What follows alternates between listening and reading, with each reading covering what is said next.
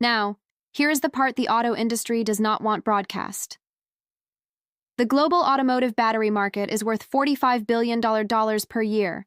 In the United States alone, Americans purchase 160 million replacement batteries annually. The average battery that reaches a consumer's vehicle is not truly dead.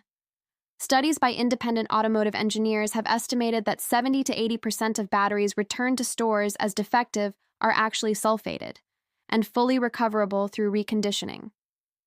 That means approximately 112 million batteries per year, returned as waste, could have been restored and continued operating.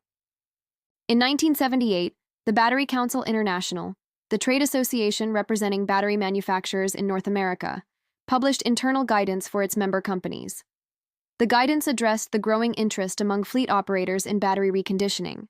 The document noted that widespread consumer adoption of reconditioning techniques would significantly reduce replacement battery demand. The recommended response was, and I am paraphrasing from trade press coverage of the period, to emphasize battery safety concerns in consumer messaging and to work with automotive service providers to recommend replacement as the standard response to battery failure.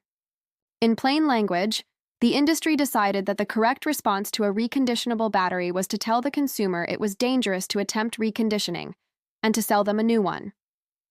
The chemistry Viktor Sorokin used in 1953 has been documented in electrochemistry literature since the 1920s.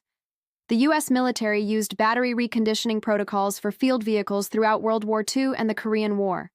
This is not fringe knowledge. It is simply knowledge that costs the industry $28 billion per year if you have it. Viktor Sorokin had no choice but to figure it out. He was in the Ural Mountains in the middle of winter with 11 settlements depending on one truck.